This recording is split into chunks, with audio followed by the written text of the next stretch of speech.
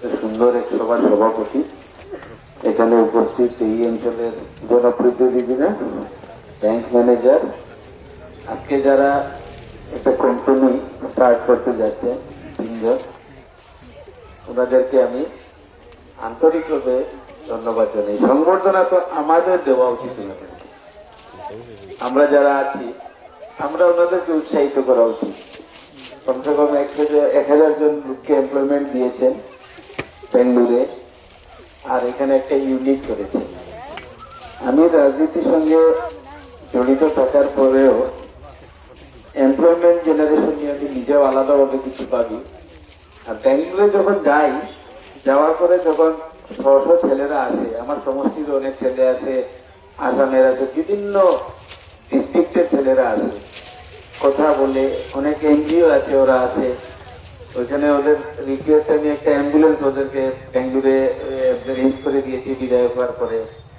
কিন্তু একটা কথা খুব খারাপ লাগে তখন, যে যদি আমাদের এখানে স্কোপ থাকতো, এই ধরনের ইউনিট থাকতো, আজকে আপনারা যেভাবে একটা ইউনিট করেছেন, সেই ইউনিটিতে 20-25 জন, 15 জন, 30 জন, ডিরেক্টলি ইনডিরেক্টলি তো 50 জনের অন্তত কর্মসংস্থান হবে।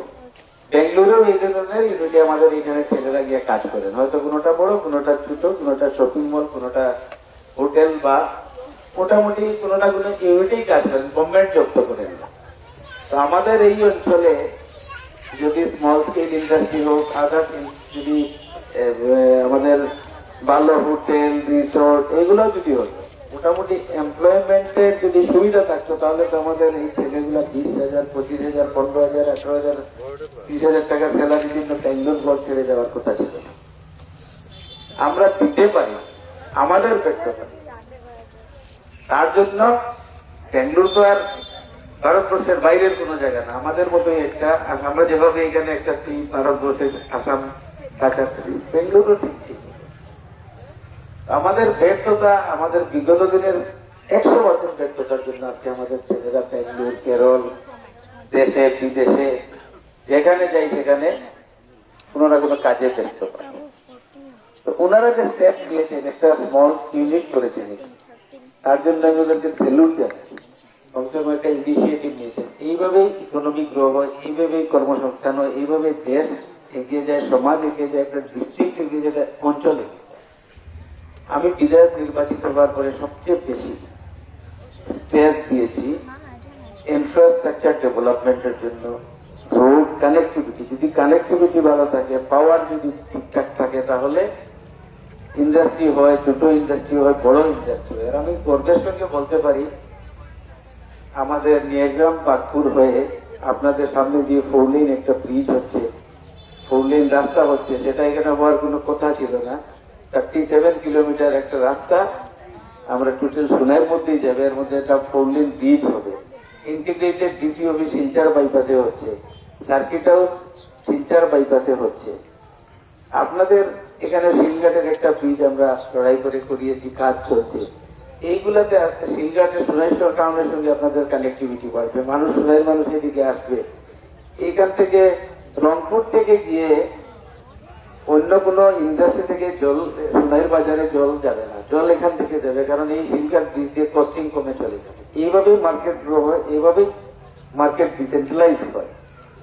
তো এটা একটা ভালো কিন্তু সুন্দর একটা পদক্ষেপ, এটাকে আমরা ফলো করা উচিত। প্রত্যেক যুবকদের চাকরির পিছিয়ে না ঘুরে, লিডারের পিছিয়ে না ঘুরে, নিজে কিছু করার, নিজে কিছু করলে যদি একজন মানুষের যদি আমার ফিলোসফি যদি একটা গাড়িও কিনে, তাহলে নিজে একটা ড্রাইভার রাখবে, তারও তো এমপ্লয়মেন্ট হবে। এইভাবেই চিন্তা করতে হবে। তো এমএলএ মন্ত্রীর কাজ কি? স্কোপ বানিয়ে দেওয়া সবচেয়ে বড় কাজ। আজকে যদি আমি প্রজেক্ট আনি, আমি একটা ইরিগেশন প্রজেক্টের জন্য চেষ্টা করছি, 800 crore স্যাংশন হয়েছে, টেকনিক্যাল পাস হয়েছে, গভর্নমেন্ট ফান্ড অ্যালটমেন্ট করেছে। সামান্য 2 স্টেটের টেকনিক্যাল কিছু ইস্যু আছে, যার জন্য একটু টাইম টেকিং, কিন্তু সেটা আগামী কয়েক মাসের ভিতরে টেন্ডার হবে। 800 crore একটাই থেকেই শোনাইতে হয়েছে, সোনাই মেজর ইরিগেশন প্রজেক্ট আপস্ট্রিমে হবে। আপনাদের এখান থেকে একদম সোজা চলে যাবে, শিলঘাট ব্রিজ দিয়ে গিয়ে কচুগ্রাম হয়ে বেরিয়ে আপনারা সোজা 4.5-5 কিলোমিটার পরেই হবে প্রজেক্ট। এইসব অঞ্চল পুরা কাওয়ার হবে। এই প্রজেক্ট যদি 5 to 10 ইয়ার্স চলে কমপ্লিট হতে, তাহলে সেটাতে এমপ্লয়মেন্ট জেনারেশন হবে, কাজ হবে, কেউ গাড়ি দেবে, কেউ গোডাউন ভাড়া দিবে, কেউ আপনার কন্ট্রাক্ট করবে, কেউ সাব কন্ট্রাক্ট করবে, এইভাবে তো মানুষের যদি ইনকাম ইকোনমিক গ্রো হয়।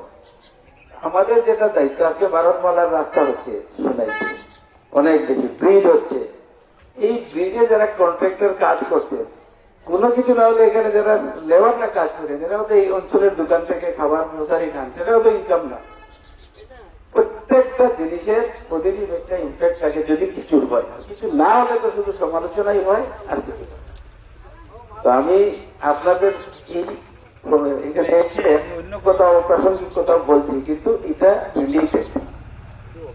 মোটামুটি মুদ্রা কথা, আপনাদের যেটা ইনিশিয়েটিভ সেটাকে ধন্যবাদ দেওয়ার যোগ্য, এবং আমাদের প্রত্যেকে ওনাদের হরিয়ান একুয়া ব্র্যান্ডের যে ওয়াটার, সেটা আমরা ইউজ করা উচিত। আমরা যদি সেই জল খাই তাহলে সেখানে মানুষের কর্মসংস্থান পাবে, ওনার 10 টাকা 5 টাকা লাভ হবে, সেটা অন্য কথা।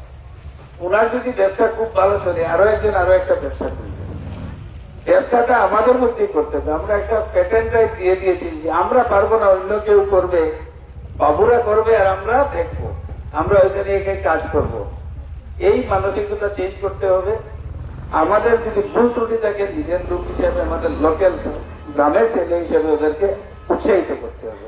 তাই আমি আহ্বান করবো সবাইকে, সোশ্যাল মিডিয়া আছে, যে গেট আপ, যে নাম দিয়েছেন, হোটেলিং যেভাবে করেছেন, সেটা সত্যি ন্যাশনাল স্ট্যান্ডার্ডের, যেগুলো একদম ব্র্যান্ডেড, যেগুলোর সঙ্গে আমরা খুব ভালোভাবে পরিচিত, যেসব সেই জলের মতোই একদম কোয়ালিটি একটা প্রোডাক্ট আমাদেরকে দিয়েছেন, আমরা সেটা ব্যবহার করা উচিত। এই বলে সবাইকে ধন্যবাদ জানিয়ে আমার বক্তব্য শেষ করছি। থ্যাংক ইউ, ধন্যবাদ।